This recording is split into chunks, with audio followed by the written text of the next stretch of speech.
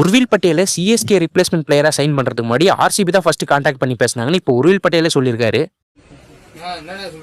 நேத்து கேம் சேஞ்சர்னு ஒரு யூடியூப் சேனல்ல உர்வில் பட்டேலோட பாட்காஸ்ட் ஒன்று ரிலீஸ் ஆச்சு.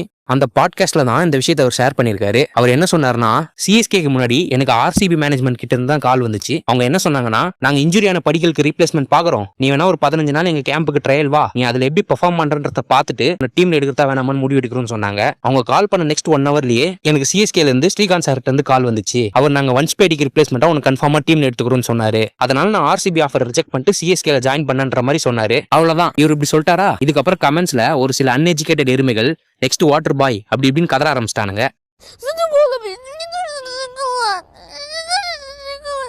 தம்பிங்களா, நீங்க இப்படி அடுத்தவங்க கமெண்ட்ஸ்ல கதறதுக்கு முன்னாடி காணாம போனவங்க அன்பின்னு கண்டுபிடிக்கிற வேலையை பாருங்கப்பா. அப்புறம் நான் அன்எஜுகேட்டட்னு சொன்னது எல்லாரையும் சொல்லல, அந்த மாதிரி யார் பண்றாங்களோ அவங்கள சொல்ல.